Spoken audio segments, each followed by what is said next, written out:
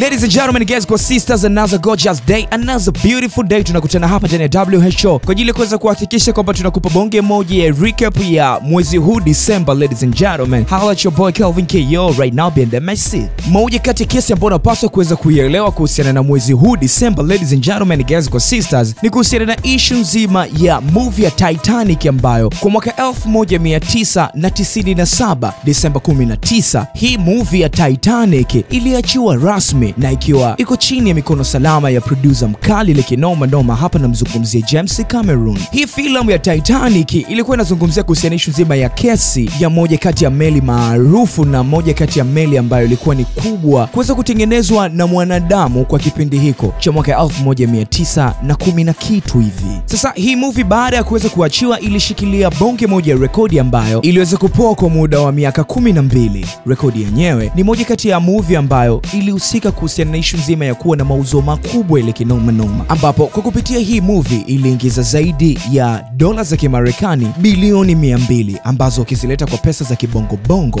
ni sawa na trilioni 5.48. Meli ya Titanic ilitumia takribani dola za Kimarekani milioni 7.5 ambazo ukizileta kwa pesa za kibongo bongo ni sawa na bilioni 18.49, ambayo hii ni thamani ya pesa ya miaka ile kuanzia miaka ya 1909 mpaka mwaka 1912, ambapo ukileta katika gharama za leo hii meli ya Titanic inakadiriwa ilitumia zaidi ya dola za Kimarekani milioni 200 mpaka kufikia milioni 400 katika issue nzima ya kuitengeneza meli ya Titanic. Sasa ukija kuilinganisha na pesa ya mapato ambayo waliweza kuipata kutokana na movie ya Titanic, ambayo hii ni movie ambayo ilikuwa inazungumzia kuhusiana na issue nzima ya kesi ya meli ya Titanic ambayo ilizama na kuua watu ambao wanakadiriwa kufikia watu 1500, ambayo mapato ya movie yalipatikana kiasi cha pesa za Kitanzania trilioni 5.4 ambazo zina uwezo wa kuweza kutengeneza meli kuanzia 15 mpaka meli 25 zenye ukubwa sawa na kila kitu ambacho kilikuwa kinapatikana katika meli ya Titanic, vile vile kutokana na issue nzima ya mapato ambayo yameweza kutoka katika movie ya Titanic ambayo imeongozwa na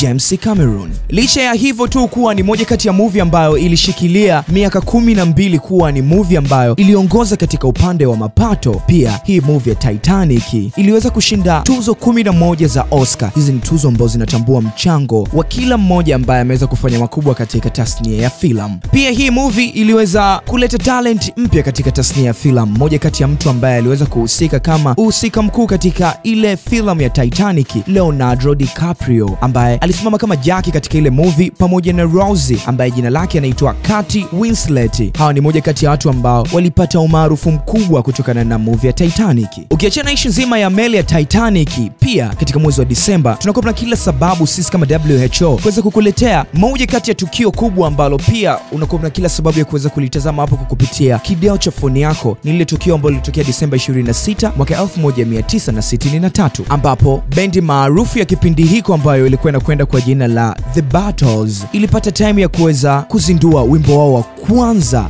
rasmi ndani ya nchi ya Marekani. Wimbo huu ulikuwa unakwenda kwa jina la I Want to Hold Your Hand, moja kati ya wimbo ambao ulileta mapinduzi katika muziki wa genre ya pop na kusababisha kuwavutia watu wengi kuweza kusikiliza hii genre ya pop. Pia ladies and gentlemen, ukiachana na kitaa hiko hapo cha muziki wa pop, ladies and gentlemen, guys, kwa sisters, December 19 mwaka 2001 tunakumbuka bonge moja la tukio la kuweza kuachiwa moja kati ya filamu ambayo ilienda viral ile kinoma noma. Hapa nazungumzia The Lord of the Rings. Hii ni moja kati ya filamu ambayo ilienda viral ile kinoma noma kwa kitaa kile pale cha mwaka 2001, na kama ni moja kati ya mtu ambao uliweza kuimiss hii hapa movie, basi emtenga time yako kwa ajili ya kuweza kuitazama hii hapa movie ya The Lord of the Rings. That's it ladies and gentlemen, guys, kwa sisters ndani ya WHO. Hope tumeweza kuthrow back December Kinyamwezi kama hivyo. Massive shout out mingi sana kwa maproducer anatoka kwa jina la Harrison, lakini pia massive shout out mingi sana to my editor, pia tumzima Harrison. Mimi naitwa Kelvin KO, daddy father of 6 baby babies. Endelea kuweza kusubscribe kwa ajili ya kuweza kupata more infos ambazo tunaziachia hapa. Everybody wanna hear you say poor ladies and gentlemen.